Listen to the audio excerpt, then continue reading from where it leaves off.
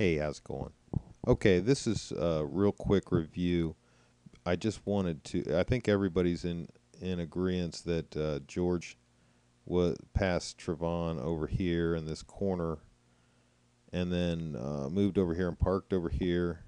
I think the majority of us all agree to that, and that Trayvon came over here, and there was about a 45-second time where Trayvon's over here. I'm gonna play the tape, but I don't want to interrupt it too much, so we're going to stop it when George loses track of Trayvon. So let me go ahead and pull that up. Central Police Department, lines being recorded, Sean. Hey, we've had some break-ins in my neighborhood, and there's a real suspicious guy. It's Retrieve View Circle. The best address I can give you is 111 Retrieve View Circle. This guy looks like he's up to no good, or he's on drugs or something. It's raining, and he's just walking around looking about. Okay, and this guy, is he white, black, or Hispanic? He looks black. Did you see what he was wearing?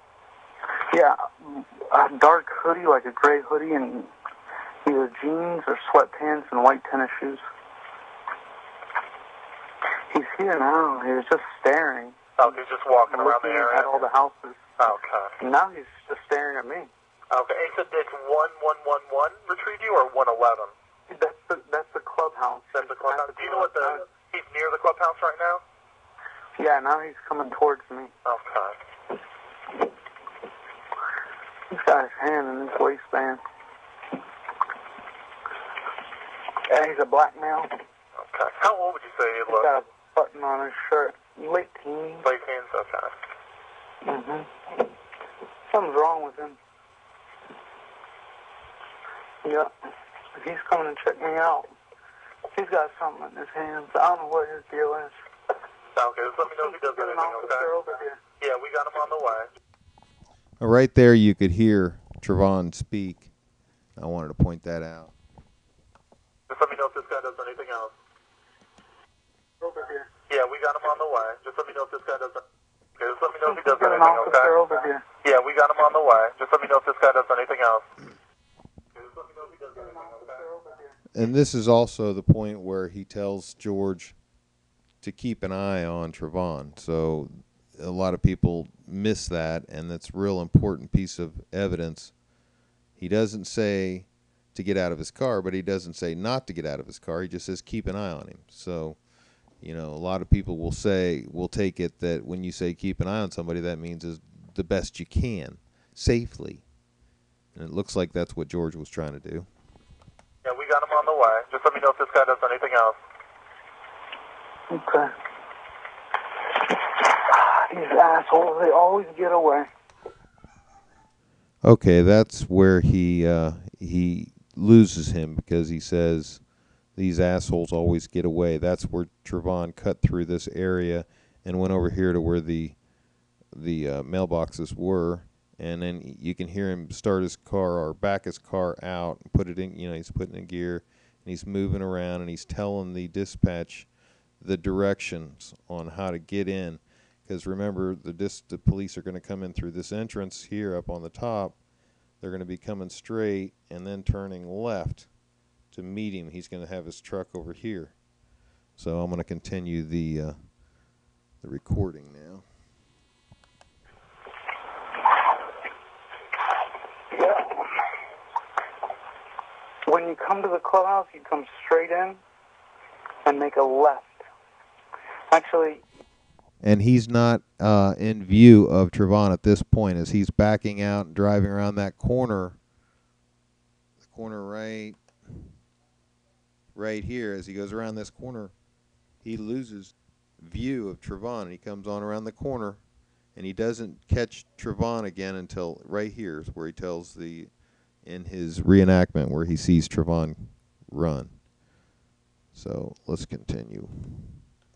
Would go past the clubhouse. Okay, it says on the left-hand side from the clubhouse? No, you go in straight through the entrance, and then you make a left. You go straight in, don't turn and make a left. Shit, he's running. He's running.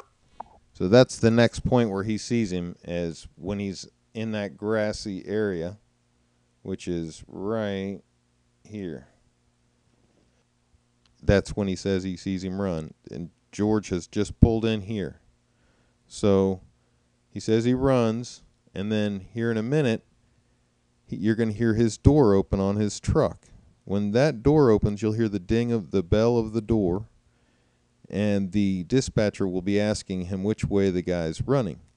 And George will say south, or he will say towards the back entrance, which is this way. This is the back entrance down here towards the bottom right-hand corner of the picture over here. That's what he's talking about. So when he says he's running towards the back entrance, obviously he's running this way. George knows it. And George is still in his car. This is how we know that George did not have the opportunity to catch up with Trayvon, because of this distance from his car all the way to the tee, where we know that Trayvon's already turned that tee and he's running at a full bore as George is just opening his door. That's how we know. And then we also know because George is, we know that no one ever saw George south of this tee except right here in this area. So we also know that Trayvon's body is up here. We also know that Witness 11 lives on this corner right here, and she heard the noise start up here. So she knows when George said he was going back to his truck, which is over here, he wasn't lying. He was up here on the top. That's how we know George wasn't lying and that it was actually happening, Witness 11. So we've got several witnesses, all of them corroborating George. Okay, let's continue, and this is going to be the rest of the tape. He's running. He's running. Which way is he running? Down towards the other entrance of the neighborhood. Okay. Which entrance is that he's heading towards? The back entrance.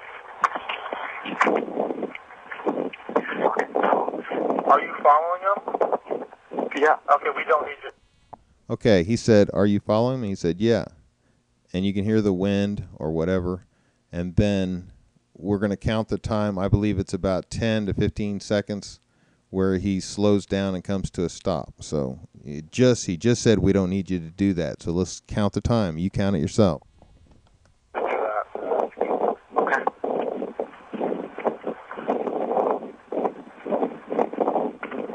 All right, sir. What is your name? George. He ran.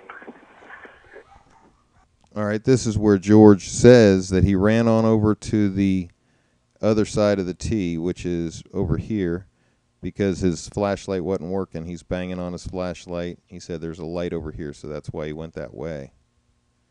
All right, so let's go ahead and continue with this. All right, George. What's your last name? Zimmerman. And George, what's the phone number you're calling from? 407 435 2400. All right, George. Would you have them on the way? Do you want to meet with the officer when they get out there? Yeah. All right. Where are you going to meet with them at?